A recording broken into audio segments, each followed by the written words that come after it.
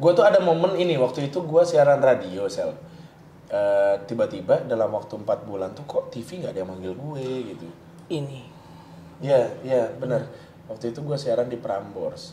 Cuman gue tetap mengusahakan ke manajer gue, ayo dong coba kita sowan lagi ke TV-TV gitu kan. Manajernya ketawa-ketawa. Emang gitu tuh ciri-ciri manajer yang makan emping habis itu makan pepaya. Kita yang stripping, manajer yang kaya.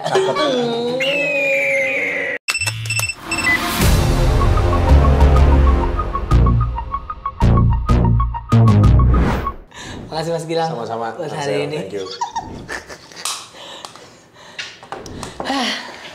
Jadi Kita ke tempat saya boleh nggak? boleh dong. Boleh ya? Di mana? Di bawah nih.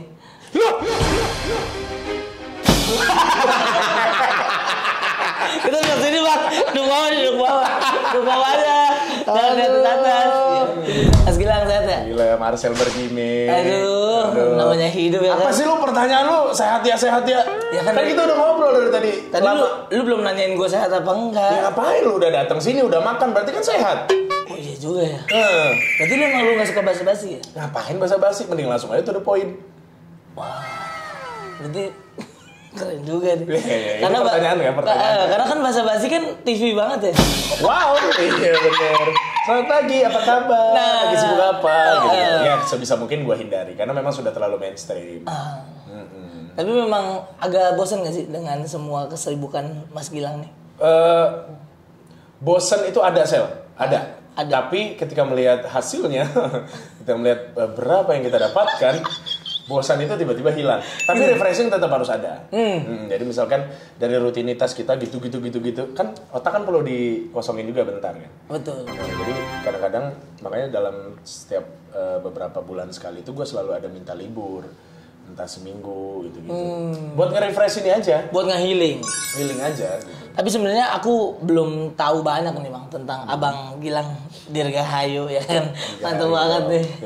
Dirgahari ya. Nah, itu berarti gak tahu banget. Mas. Iya, itu gak tahu banget. Itu gak tahu banget tuh. Ini kan kita jujur-jujuran aja. Ya, iyalah. Sebenarnya Bang Gilang tuh awalnya dari mana sih Bang? Gue tuh awalnya ini, Sel. Gue ikut pemilihan model Indonesia dulu 2008. Model, ya? Setelah dari sana, akhirnya gue casting kemana, casting sendiri tuh waktu itu kan. Akhirnya setelah dari situ, mulailah gue masuk ke Extravaganza Trans TV. Dari situ gue dikontrak sama Trans TV 3 tahun, isi program. Selesai kontrak, akhirnya gue tetap alhamdulillah mengisi program-program lainnya ya sampai sekarang. Sampai sekarang. 2009 tuh di Extra waktu itu. Di Extravaganza 2009 sampai Cuma 3 bulan. oh menjelang bungkus. Oh, menjelang Program gua tuh dulu. Mulai. Jadi setelah Extra gua dipindahin ke Desi Show. Desi Ratnasari Show. Habis itu gua pindah lagi kemana. Dan setiap ada gua programnya tuh nggak lama. Jadi dulu ada kayak stigma, wah kalau ada Gilang program nggak lama nih kan. Amit. Iya, kayak gitu dulu. Iya. Cuman ya gue sempat terganggu juga dengan hal itu. Awal-awal kan gue ketawa-ketawa doang. Cuma kesini kayak apa benar ya? Cuman akhirnya ya kalau sekarang mah udah yang ya udahlah perjalanan hidup emang begitu. Ada insecure-nya berarti. Ada, tapi kan buktinya sekarang alhamdulillah aman-aman kan. Aman-aman. Udah berapa tahun? 2009 sampai 2021 ya? 11 lah ya? Iya, 11 ya. 11 tahun. Enggak dong, 12 tahun. Tahun keberapa kamu merasakan berat banget dalam entertainment? Apaan sih pertanyaan lu anjing? Harus gitu. Gak cocok gitu kayaknya masakannya begitu. Enggak harus gitu ya? Merasakan berat banget di dunia entertainment? Gue tuh ada momen ini, waktu itu gue siaran radio, Sel. Tiba-tiba dalam waktu 4 bulan tuh kok TV gak ada yang manggil gue gitu. Ini. Iya, benar. Waktu itu gue siaran di Prambors. Cuman gue tetap mengusahakan ke manajer gue, ayo dong coba kita sowan lagi ke TV-TV gitu kan. Sampai manajer gue tuh ternyata tiap malam nungguin telepon, ada gak callingan, panggilan lagi. Enggak ada juga. Belum ada, sampai akhirnya momen itu muncul kembali ketika gue membawakan, gue jadi MC di acara Creativepreneur. Creativepreneur itu waktu itu yang memprakarsai Putri Tanjung. Isinya adalah pembicaranya itu Raditya Dika, terus juga ada beberapa petinggi-petinggi juga, sama yang bikin Kaskus juga, dihadiri oleh Khairul Tanjung, dihadiri oleh Sandiaga Uno, dihadiri oleh Pak Peter Sondah waktu itu. Jadi setelah selesai gue membawakan acara itu kan alhamdulillah tuh sukses. Mantap. Kan. Pak CT langsung bilang gini, nanti saya bikinin program buat kamu ya, kata dia gitu. Langsung depan gue, siapa, ngikut aja, gue bilang gitu kan. Akhirnya gue dimasukin di EKS. Pas masuk di EKS, gue dibikinin program SKS namanya gitu, pagi-pagi. Mulai dari situlah akhirnya muncul gue lagi gitu, titik balik gue tuh di situ. Itu trigger itu bang. Setelah abang bagus jatuh, naik lagi. Iya, di situ titik baliknya. Jadi 2000 berapa gue lupa, 2014 kalau nggak salah itu saya. 2014. Itu udah di 2009 belum ada tuh impersonate ya? Ada tapi tipis-tipis. Jadi bukan yang kayak sekarang. Oh Gilang tuh bisa impersonate, enggak.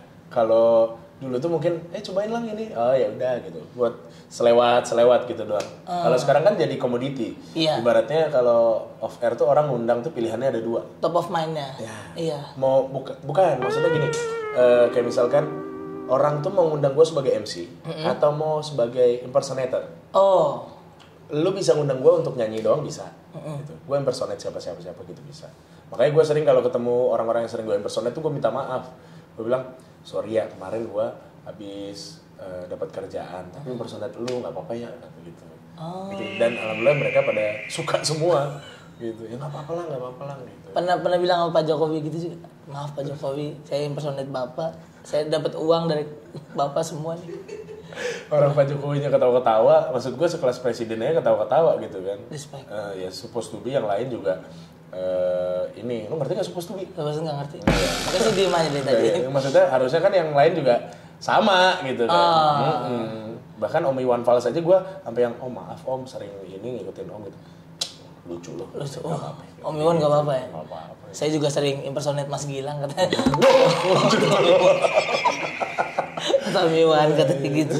Tapi bang, pertanyaan gua, ketika dari 2009 nih sampai sekarang kan 12 tahun, itu abang mengekspor si impersonate-nya itu atau enggak bang? Masih sampai sekarang saya. Sampai sekarang? Sampai sekarang masih saya.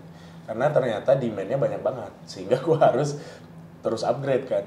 Ada beberapa yang bahkan permintaan mereka tuh belum bisa gue penuhi bahkan gitu. Makanya gue yang gimana ya caranya ya biar ini. Oh gue upgrade lagi, gue denger lagi, gue rekam suara gue, terus habis itu gue dengerin suara gue samain mirip enggak, kalau belum mirip gue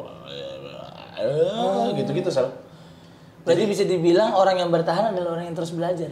Orang yang terus explore. Itu pasti. Lo lihat ini deh. Lihat Mami Nunung, lihat Mas Parto. Mami Nunung tuh udah 4 generasi. Seri Mulat dari zaman dulu, Sidul zaman dulu, OVJ, ini talk show, sampai sekarang namanya terdengar. Karena gue tanya sama dia rahasianya apa, dia bilang sih katanya, gue nggak pernah mau menonjol kata dia. Paham nggak? Jadi gue tidak mau menjadi leader di satu acara. Ini gue hebat nih karena gue gini, enggak. Tapi gue ngikutin, gue belajar dari yang baru-baru. Begitu rendah hatinya ya untuk Mbak Nunung bisa bicara begitu tuh. Padahal kita kan sebagai komedian pasti ada juga egonya kan. Oh itu pasti sih. Untuk gitu. Komedian tuh kan udah pasti ego, sudah pasti temperamen, itu sudah pasti. Karena dia ingin memberikan yang terbaik kan. Nah kalau lu bisa kontrol itu di tengah-tengah, biar balance, ya mungkin itu jalannya supaya bisa lebih lurus ke depannya. Kalau menurut gue itu. Pernah ada momen gak ketika lagi main, seorang bilang Dirga tidak diberi ruang? Oh banyak. Nah biasanya yang gue lakukan kalau begitu, biasanya lu juga masih sering kan? Ada momen. Saya kira orang-orang kecil saja ya. Enggak. Dirimu juga mengalami ya? Mengalami Sal, tapi biasanya. Acara besar apa kecil? Acara besar Sal. Acara besar.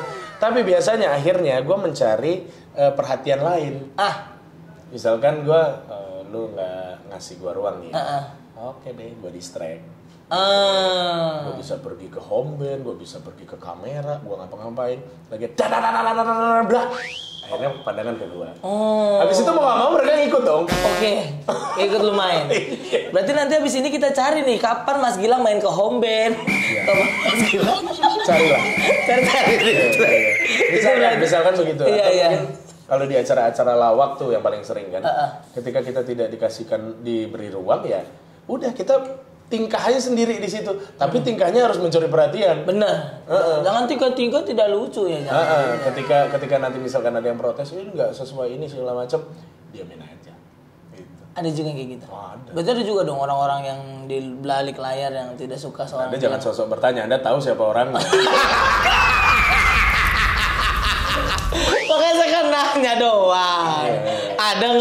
balik layar yang tidak suka seorang Gilang Dirga? Kalau pertanyaannya gitu sih, gue nggak tahu ya. Nggak tahu. Gue nggak tahu. Tapi kamu dengar selentingan kan? Kalau selentingan sih nggak suka, nggak pernah ada. Nggak pernah ada. Nggak pernah ada. Misalkan terang-terangan kayak, iya gue nggak suka tuh, atau gue dikasih tahu, iya dia nggak suka sama lo lang begini-begini. Oh tapi dulu pernah ada satu artis yang dia nggak mau satu frame sama gue. Karena gue nggak tahu masalahnya apa, masalah pastinya apa gue nggak tahu. Tapi akhirnya artis tersebut kesininya, dulu gue sempat punya program bareng sama dia. Jadi manajernya yang minta. Manajernya dia? Gilang jangan satu frame sama artis gue ya. Wow. Manajer.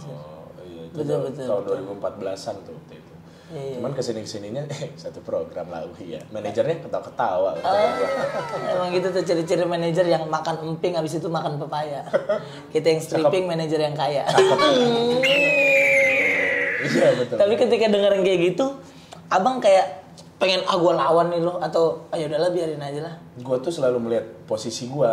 Ketika gue tidak bisa melawan dengan energi atau gimana, ya gue nggak akan lawan dengan itu. Gue lawan dengan prestasi. Respect. Abang kuliah gak sih? Enggak. Gue sempat kuliah 3 kali nggak selesai. Serius? Iya. Gue tuh 2 semester di Fakultas Hukum Universitas Bengkulu. Terus gue sempat pindah ke Budi Luhur tuh Petukangan. Iya. Komunikasi. 1 semester juga. Ciledug ya? Ciledug.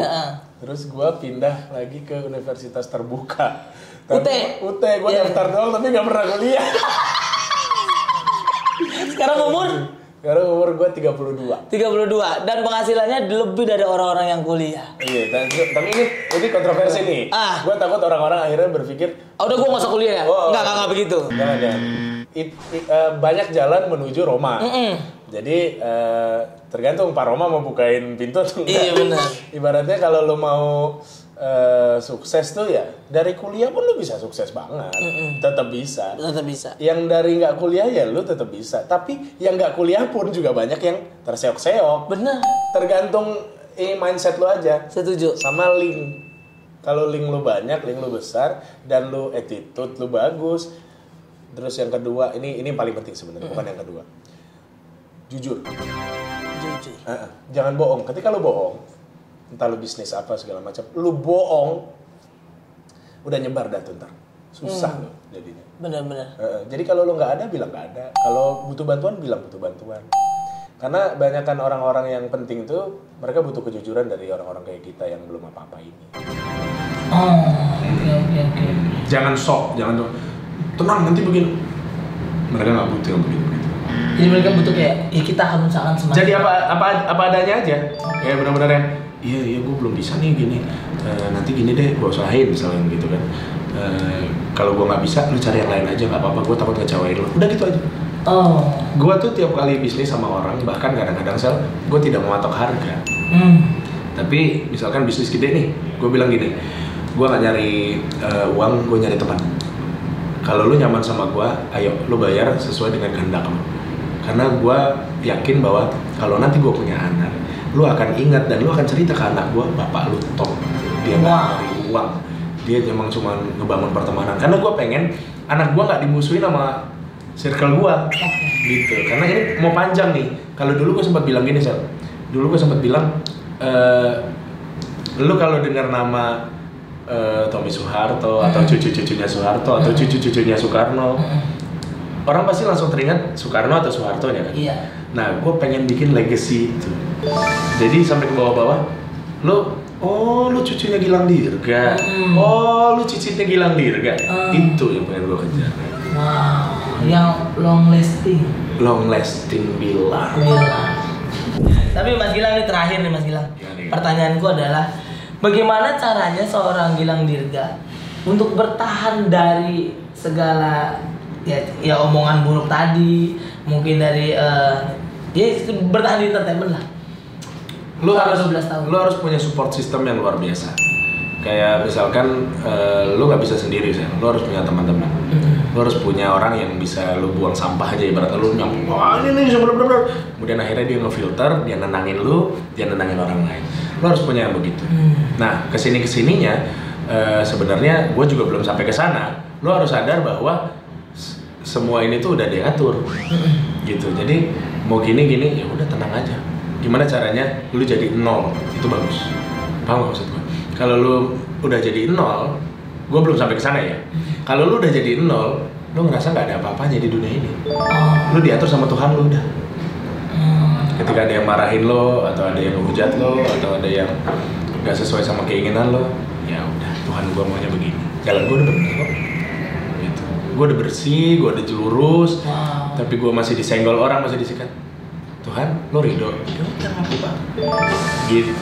Gitu aja berarti. Iya, tapi itu gue belum sampai sana saya. Belum sampai sana. Belum. Emosi mah tetap kan? Oh tetap lah. Tetap ya. Iya, cuma emosi hilang diri kan personil juga nggak sih? Iya bisa. Pak Ahok. Iya. Oke dah Bang Gilang, makasih Bang Gilang ya buat hari ini ya. Thank you, Sel. Mantap banget nih Bang Gilang nih. Udah berapa menit sih? Budak narkoba. 15. Lepas 15 udah dapat AdSense. Love you. Thank you, Sel. Ini adalah MIB Marcel in Backstage.